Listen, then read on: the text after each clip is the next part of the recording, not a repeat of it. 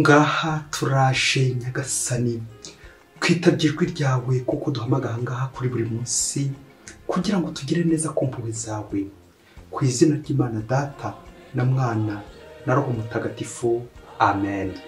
Amahoro bana b'Imana, ni muhumure, Imana iradukunda ije kutugira neza kuri uyu wa gatanu w'icyumweru cya 21 by'umweru bisanzwe tariki ya mbere Nzeri 2023. Ndabifuriza mwese kuzarangiza ukwezi neza, tuzakubanemo hamwe n'Imana ije kutugira neza. Ngiye ibaruwa y'urukundo nyagasani twandikiye tujye gusomerwa. Isomo rya mbere n'iboro ya mbere Pawulo mutagatifu yandikiye Abanyatesalonike umutwe wa 4 umurongo wa 1 kugeza ku wa 8. Bavandimwe, turabasaba tubinginga muri nyagasani Yezu ngo mwifate ku buryo bushimisha Imana nk'uko twabibigishije, niko musanzwe mubigenza, ariko noneho nimurusheho. Muzi kandi amategeko twabahaye muri nyagasani Yezu yariyo. Dore icyo Imana ibashakaho, nuko mwaba intungane, mukirinda ubusambanyi. Ahubwo buri wese muri mwamenyere kwifata, agumana ubumanzi n'ubwiyubahe, yanjye gutwarwa n'irari nk'abanyamahanga batazi Imana. Kandi hakagira ucumura ko bavindimwe cyangwa murenganye muri ibyo, kuko nyagasani azahana abagenza batyo nk'uko twabibabwiye tubihanangiriza. Koko rero Imana ntiyaduhamagariye kwandavura, ahubwo yaduhamagariye kuba intungane.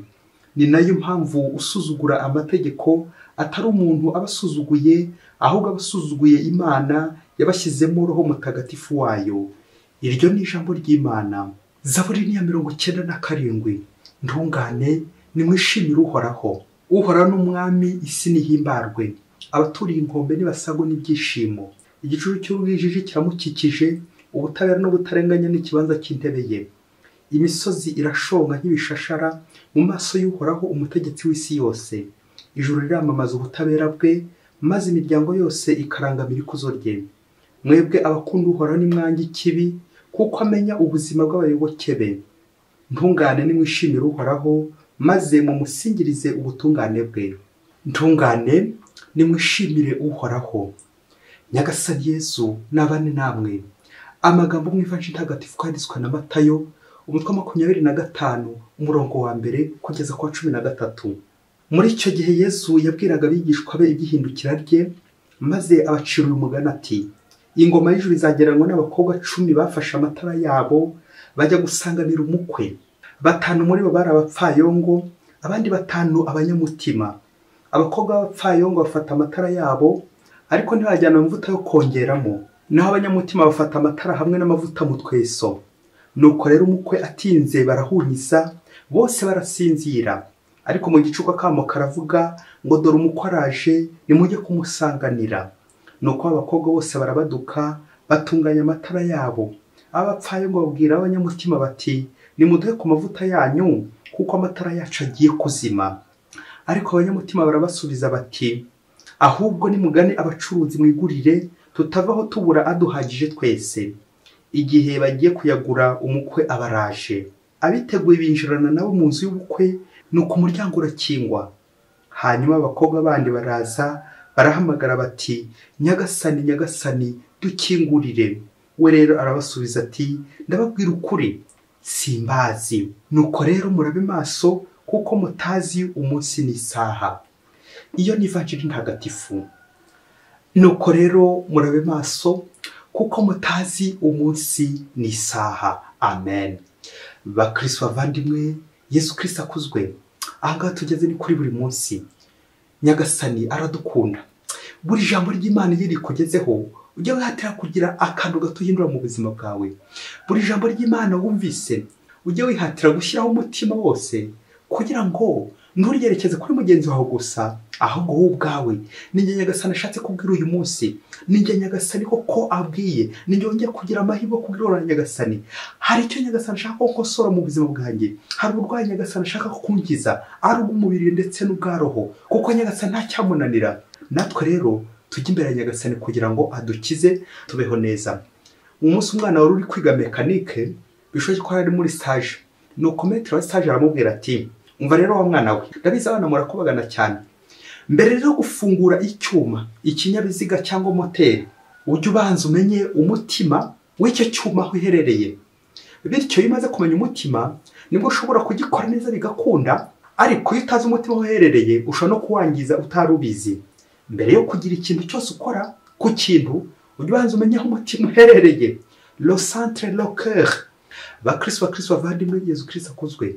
Amasomo y'ikizungu yacu duteguriye umunsi araryoshye cyane, ubwo ko ajya kutuganisha ahantu hakomeye cyane, buri wese koko atabura gushyiraho umutima. Nta n'ahandi rega tumaze no kubivuga umutima, ijambo umutima. Rero turazirikana ku ijambo umutima, tuzirikana abanyamutima. Byumvikane, iyo hatari abanyamutima bahise banatanga impusa n'abanyamutima ni abapfayongo. Ariko ntabwo tuza kwihana ku bapfayongo, turashaka gushaka kuko nicyo tunifuza natwe kuba abanyamutima. Iyo bavuze abanyamutima bishatse kuvuga nyine impusane yabyo nyine nawe badafite nyine umutima. Igisobanuro cy'abanyamutima mu ivanjiri, umuntu ufite umutima cyangwa umunyabwenge ni umuntu wese ushakashaka Imana agahunga icyaha. Naho ikinyuranyo cy'abanyamutima b'abapfayongo, les insensés, ni abahunga Imana bakivuguruta mu isayo bagakora ibyaha bakababaza Imana. Gukora icyaha, iyo nkoze icyaha mba mbaye umupfayongo, iyo ndi kubabaza Imana mba ndi umupfayongo. Ngaho batuka Imana nyine. Igicucu muri Bibiliya ni ngo nyine utuka Imana, kandi gutuka Imana ni ugukora nabi. Niyo mpamvu Pawulo mutagatifu ari kuburira Abanyatesaloniki guharanira ubutungane no gushimisha Imana. Gushimisha Imana ryari? Gushimisha Imana igihe dukora neza. Aho ngaho nyine uzaba umutima. Naho ubundi igihe uzakora nabi uzamenye ko uri kugira ute, uzamenye ko uri gutuka Imana, uzaba uri umupfayongo. Nawe uze kuva aha ngaha wahisemo kuba umupfayongo cyangwa wahisemo kuba umunyamutima. Pawulo mutagatifu aragira ati ngo dore icyo Imana ibashakaho. Nawe ucyumve nanjye cyumve. Kumva icyo Imana idushakaho, aho gukora ugushaka kwacu ahubwo dukora ugushaka kw'Imana. Pawulo mutagatifu ati nuko mwaba intungane mukirinda ubusambanyi. Amen. Icyo nicyo gishimisha Imana, nkuko no mu bibazo buri nawe atabamye kubiririmba ati ntungane nimwishimire Uhoraho. Igihe cyose ni gukora neza mba ndi gushimisha Imana. Ariko dutangazwa nuko nyine turi abantu twambaye n'umubiri, dufite umubiri, ariko akenshi dukunze gutwarwa n'irari ry'umubiri, isindwe, ubusinzi n'ibindi byose kuko bidashimisha Imana. Tugaharanira gushimisha umubiri, tugaharanira gushimisha abantu, ariko Imana yo ikaburizwamo imbere y'ibintu n'imbere y'abantu. Nguko umubiri wacu ntabwo tugomba kuwukoresha gusa muri ibyo bishimisha umubiri ndetse n'abantu, ahubwo gushimisha Imana. Ese umubiri wanjye uracyashimisha Imana, cyangwa hose ku ngeso mbi iz'ubusambanyi Pawulo mutagatifu arimo utubuza, ibi isayo, kwandavura? Nyamara umubiri wacu ntiwageneye kwandavura, ahubwo ubutungane. Ngo ubutumwa bwa Pawulo bugere mu rugo rwawe, bugere iwanjye, bugere mu mitima yacu, kugira ngo umutima wacu natwe kuko we gukira Imana, urebe Imana aho kureba ibintu, urebe Imana aho kureba abantu, maze natwe tube baki abanyamutima. Uyu munsi mu ivanjiri baraduha ikigereranyo. Yesu Kristo araducira umugani w'abakobwa 10.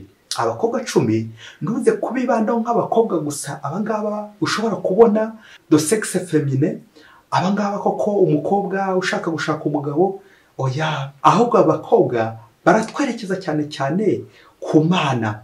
Imana igirana isezerano n'abantu, nuko rero igatuma umwana wayo kugira ngo akorane ubukwe n'abantu, le mariage. Nuko rero Imana ikihuza n'abantu ibigisha umwana wa Yesu Kristo. Ngo Yesu Kristo umukwe, kiliziya koko ikabera umugeni. Iyo kiliziya rero ngiye irimo abanyabyaha ndetse n'intungane. Ngaba abakobwa Yesu Kristo abaje gushaka uwo mukwe ndetse n'uwo mugeni, nuko rero bakibumbira hamwe kugira ngo koko Yesu Kristo atugeze aheza. Rero uyu mugani Yesu Kristo arawucira abafarisayi, bo bakomeje gusinzira, bakomeza kwirara, bakomeza kwiraza inyanza, bakomeza kunangira kwanga koko guhura n'Imana. Nguko umutima wacu nashatse ko udahura n'Imana, birangira koko ntinjiranye na Yesu Kristo mu nzu y'ubukwe, bikaza kurangira mbeze hanze. Ngo urubanza rw'imperuka ko ababi bazajya habi nyine mu muriro w'iteka, naho abeza bakajya heza nyine. Aho ni hehe? Ni mu ijuru. Babandi koko bibumbiye hamwe n'Imana, babandi koko bakomeje kwa maso. Uyu mugani kandi uratwerekeza uburyo abantu bose, abantu twese turi ku isi turi abanyabyaha, ariko iyo tugira ubuntu hakagira akantu kadukangura, bya bindi by'uko nyine abakobwa baje basinziriye, bitwereka ko twese abantu nyine dushobora gusinzira. Uko nakoze imyiteguro ko biri kose nanjye nzijana n'umukwe niba nakoze imyiteguro, amavuta ngomba gushyira mu itara arerekeza ku mpuhwe z'Imana. Bya bikorwa by'impuhwe koko mba narakoze, ibyo nabyo koko Yesu Kristo azabigenderaho. Ibyo nakoze byiza bizatuma koko nubwo nasinzira gatoya, Nyagasani ntabwo azibanda ko nakoze icyaha kiriya, azibanda aho bya bikorwa nakoze binkangura bindi, bya bikorwa bindi nakoze, ibyo nabyo koko bizampesha ingororano y'ijuru. Mukristo muvandimwe, nta muntu udacumura, nugwa ugasinzira ugacumura uzongera ugaruke bwangu. Yesu Kristo nagukomaho, ijambo rye rikagukoraho, uzongera ugaruke vuba na bwangu. Ngabo abanyamutima batanu bakira ingabire z'Imana, ko gatanu muri iriya gashushanya nanone ingabire z'Imana, la grâce de Dieu. Noneho abandi batanu bo aho kwakira impano z'Imana, ingabire z'Imana, bari kururiye umuvumo. Abandi bakiriye umugisha, mu gihe abandi koko bikuriye umuvumo. Wikuriye umuvumo ryari mubyeyi, wikuriye umuvumo igihe cyose wanangiye, wanze kwakira Imana, wanze guhura n'Imana ngo muhuze. Iyo communication yawe n'Imana yitari gucamo neza, uba uri kwakira umuvumo. Ntabwo ushobora kwinjirana n'Imana nyine mu birori byayo, ngo kuko tugomba kuba turi maso buri gihe kugira ngo Yesu naza koko tumusanganire. Nta kindi adusaba ni ibikorwa byiza, kongera ibikorwa by'impuhwe. Nanjye kuvuga kongera amayinite muri telefone yawe, ngo kongera ibikorwa by'impuhwe, gufasha abababaye, gufasha abarwayi, kwita ku ndembe, kwita ku bikorwa by'urukundo, kwita ku bababaye, abashavuye, abari kure y'Imana, abo bose kuko iyo nabashije kubegera, nanjye kuko mba ndi kuba umunyamutima. Nawe nabahunze nkabashwishwiriza ngoka ku ngeso mbi, ingeso mbi z'urukozasoni iraharyisi. Icyo gihe koko mba ndi kuba umupfayongo. Kuko umupfayongo twabivuze ni umuntu wese utuka Imana. Ubu umupfayongo igihe cyose utuka Imana, igihe cyose utikoze ingoro y'Imana, igihe cyose udashaka guhura n'Imana, igihe wapinze iby'Imana, igihe wasuzuguye iby'Imana, nawe barirwa muri abakobwa bapfayongo batanu. Ariko sinabikwifuriza mubyeyi, kuko ku mupfayongo nyine nugupfa nyine, ni muri yongo nyine. Iyo wapfuye mu bwenge nyine birangira nyine koko utari gukora neza. Ariko ubwenge buganisha nanone ku mutima. Umutima y'icyicaro cy'ibitekerezo, ubwonko bwo ng'icyicaro cy'ubwenge. Nguko rero ko ubwenge n'umutima byakoranye bikora umuti. Gushimisha Imana, kunyura Imana, nuko buri gihe cyose naba ndi umunyamutima. Ese mugore mu rugo rwawe uri umunyamutima cyangwa uri birawuti? Navuga biri hanze. Igihe cyose se wirangaza, igihe cyose umena amabanga, kandi ukibagirwa ko umutima wawe ugomba kuba amabanga, ukabika amabanga y'urugo. Muyobozi muvandimwe, aho ngaho nawe uri mu banyamutima cyangwa uri mu mpfayongo? Niba utuka Imana, ibikorwa byawe bibi bikaba ari tuka Imana, nawe bari muri abakobwa banze kwinjira, ndirinda kongera kubavuga mu izina, abanga kwinjirana n'umukwe ku munsi w'urubanza, ku munsi w'imperuka. Imperuka rero babyeyi, imperuka burya iba buri munsi. Buri munsi ni imperuka. Gusa nuko tutabireba, Nyagasani agira uburyo agenda duhwitura, agira uburyo koko agenda adukomanga ijambo rye rya buri munsi. Mbere na mbere mu ijambo rya buri munsi, mbere na mbere mu bavandimwe bacu, abo bose tugomba gufasha, babandi koko mbana tumwe kugira ngo abari nge ubahe icyo kurya, abashonje abari nge ubahe icyo kurya, abarwayi abari nge ubavura, abababaye abari nge ubahoza. Aho ngaho ni umunsi w'imperuka burya. Imperuka bishatse kuvuga umunsi w'umukiro, umunsi w'impuhwe z'Imana. Rero niba ushaka no kumunyamutima, uko umutima w'impuhwe za Yesu, umutima ko kubabara kandi ukabarira, bw'umutima wa Yesu, nguko umunyamutima. Buri munsi rero birashoboka ko umunyamutima kandi bigakunda. Ni iki kiri gukubuza ko umunyamutima muri ino minsi? Umunsi umwe hirya kure cyane muri Afurika, ngo umwana w'umusore ngo yifuzaga kwinjira mu bunaki. Nuko rero aragenda asanga metre, aramubwira ati pere, ndi kwifuza kwinjira nanjye kuko mubonaki, kuko narabakunze, nkunda uburyo kuko musenga, nanjye ko ndifuza kumubonaki. Nuko metre aramubwira ati umva rero wa musore we, itegeko ni rimwe hano, niba koko ushaka kumubonaki, ibintu byose ukoze ujye ubishyiraho umutima. Ngiki kizakwinjiza aha ngaha, ngiki kizatuma ukunda aha ngaha kandi ugahaba neza. Nuko wa musore koko arikiriza ati koko nzabishobora kuko umutima ndawufite. Ibintu byose ukoze ujye ushyiraho umutima. Nuko ngo barabana gutyo kugira ngo uko bimenyereza ubuzima bwabo monaki. Ngo umunsi wa mbere baza kumutuma, bamutuma ku isoko kugira ngo ajye kugura buji, bishoboke ko ari buji zo gutegura mu kiliziya n'ahandi. Wa musore ngo aragenda, ngo agezeyo aribagirwa, araza n'ubundi apfukama imbere ya metero aramubwira ati pere nibagiwe buje mwantumye. Nuko pere aramubwira ati impamvu wibagiwe nuko utashyizeho umutima.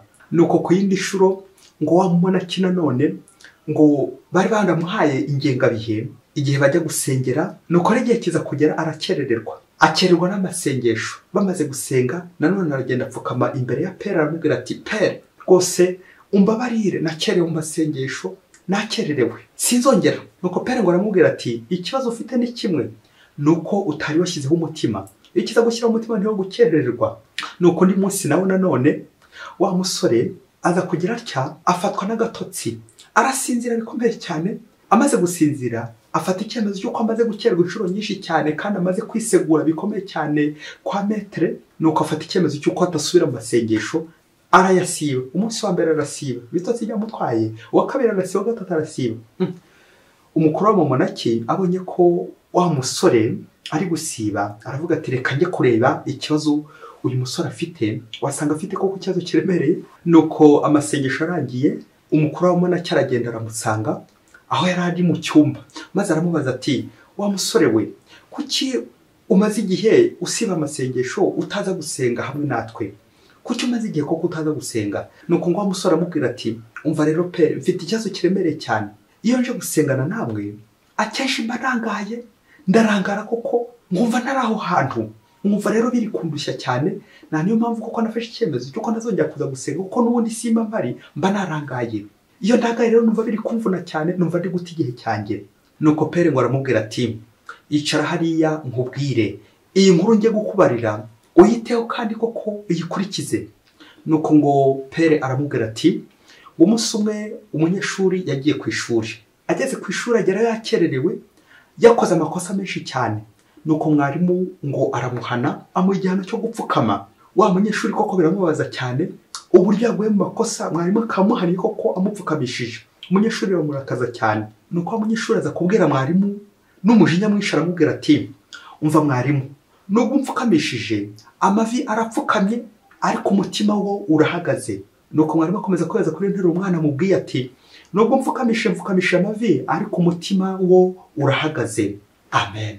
Nuko umukuru w'abamonaki arangije kubwira wa musore iyo nkuru, aramubwira ati nawe rero wa musore we, umutima wawe urahagaze ntabwo upfukamye, ntabwo umutima wawe uragera aha ngaha, uracyari iwanyu, ni nkaho umutima wasize iwanyu. Biragusaba rero kuza gupfukama aha ngaha, umutima akaba ari upfukamye.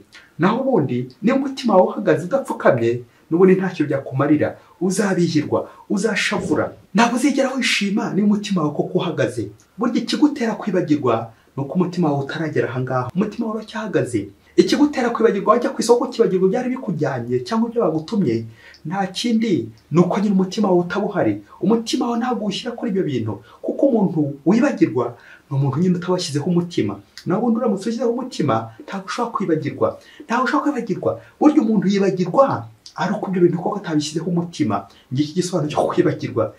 Ikindi kandi mwana wanjye, burya no gukerererwa ni uko nyine nta mutima wawushyizemo. Umutima uhagaze nyine, uhagaze mu bindi, wagiye mu bindi. Naho ubundi uramutse ushyize gahunda h'umutima ntabwo ushobora gukerererwa. Niyo mpamvu uzasanga abantu bamwe koko kubera kwanga kwica itegeko bakihuta bagakurikiza koko isaha, ariko umutima udahari. Nibwo uzasanga koko bari gukorera ku minota, bakaza mu ngoro y'Imana bameze ko nk'abafite ikiraka, bakubahiriza amasaha. Nibwo koko bizarangira uburangare butangiye kuza. Uburangare buza ryari? Iyo nta mutima koko uhafite, iyo nta mutima uhari. Nibyo koko umuntu ashobora kurangara. Umuntu wese ashobora kurangara kuko nyine turi abantu turacagase. Ariko niyo urangaye ukongera agatima gakongera kakagaruka, kakongera kagarukira gahindukira ku Mana, ubwo koko nibwo kuzishima. Naho ubundi mwana wanjye ntabwo ushobora kwishima igihe cyose koko umutima wawe utari hano, igihe cyose koko ugikerererwa, ugasiba gahunda koko za kominote, ntabwo kuzigera wishima. Umuntu yishima ryari? Iyo umutima uri hamwe, iyo umutima udahagaze. Kuko iyo umutima uhagaze nyine ntabwo uri gukora neza. Iyo umutima uhagaze koko, burya nirinze kuvuga ko uba wapfuye. Ngabo bapfayo mwana wanjye, iki gihe cyose umutima ugize ute? Umutima utari gukora neza. Igihe cyose umutima uhagaze, aha mwarimu ndapfukamye, uramfukamishije ariko umutima urahagaze. Akantu wakumvise, nuko wa musore amaze kumva impanuro za metre aravuga ati koko metre ngiye kwihatira gushyira umutima hamwe, umutima wanjye ngiye kwihatira kuzana aha ngaha, ngiye kwivugurura maze noneho nzana umutima wanjye aha ngaha. Amen. Bakristo bavandimwe, Yesu Kristo akuzwe. Wasanga we nanjye tuza mu ngoro y'Imana tugasenga we, tukaririmba we, tugapfukama, amava agakoboka, amava akamera nk'ay'ihene, ariko umutima uhagarikijwe n'iki? Ibibazo by'ingutu ufite, ibibazo by'ingutu ko kurangariyemo, uhagarikishijwe n'ibintu byose koko by'iyi si uri kugenda utemberamo, ariko Imana nta mutima wishyizeho, ariko iby'Imana byo nta mutima wishyizeho. Niba uzasanga koko ibintu by'isi uraguruka, ariko iby'Imana byo nta mutima urimo. Umutima waragiye kera. Imitima yacu ihagaze kubera iki? Twahagarikishijwe n'iki? Ibibazo by'isi. Twahagarikishijwe n'iki? Ingeso mbi nizo koko umutima wanjye warurukiyemo, nizo ko umutima wanjye koko urimo. None najya gusenga koko ngatangira ngasinzira, nkazanira Imana ibibore, nkazanira Imana ibice. Kubera iki? Umutima wanjye wigiriye ahandi, wigiriye mu ngeso mbi, wigiriye mu bikorwa bidahesha Imana ikuzo n'icyubahiro. None ko nanjye narangiza ngo nje gusenga, ngo ndi umukristo, ndi uwo Yesu, kandi kuko umutima udahari. Aha, ikintu cyose ukoze ujye ubanza ureba aho umutima uherereye, ujye ushyiraho umutima. Nawe umukristo umuvandimwe, aho ngaho nawe ntiwabura inkange muri babandi bari bafite ibibazo byo kurangara. Aha, nuko nta mutima koko washyiragamo. Aho ntiwaba ufite ibibazo by'ubwoba bukomeye cyane, nuko nyine umutima wawe urahagaze nyine, urapfukamye ariko umutima wawe ugize ute? Urahagaze. Ntiwaba ufite ikibazo cyo kwibagirwa. Aha, wakwibagirwa ute ikintu washyize mu mutwe no mu mutima? Nuko nta mutima uhari, nuko umutima warangije kuwimura. Umutima wawe urahagaze, hagupfukama. Imana ikunda abantu bafite umutima bicisha bugufi. Uwo ni ushobora kubona Imana. Naho ubundi igihe cyose ugihagaze ntabwo uzabona Imana. Igihe cyose ugihagaze ndabyo byo kwivumbura ati simfukama, nta gihano nkora, bikaza kurangira kuko Imana iyo utari kuyibona, kuko Imana ibonwa n'umutima. Afite umutima wicuza, afite umutima koko w'ubutungane, uwo ni ushobora kubona Imana.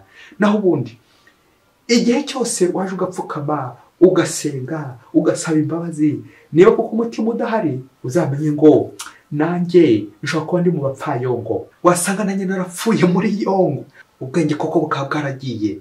Umuntu wese umutima utari ku Mana, umuntu wese ujijisha Imana, umuntu wese ukora neza inyuma abantu bakabyishimira bikomeye cyane, bishashagirana yewe, ariko nta mutima ashyizemo, ibyo byose bizayoka, azahera hanze.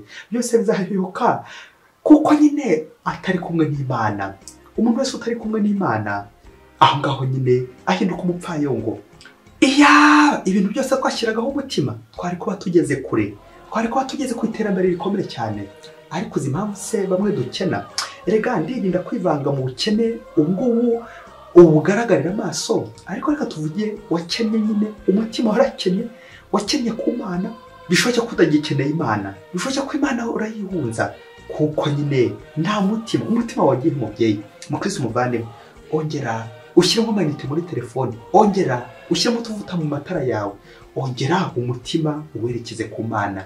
Nibwo uzahirwa, nibwo uzishima, nibwo uzabaho neza uri kumwe n'Imana, mukungu umwe n'Imana, kuko umutima wawe nyine uzaba uhari. Aho umutima wawe uri, nta n'ubukungu bwawe uzaba buri. Bifurije amahoro y'Imana, kandi Imana ibaho umugisha. Imana Data na Mwana na Roho Mutagatifu. Amen. Padiri Masumbuko na Disilasi wa Diyosezi ya Cyangugu.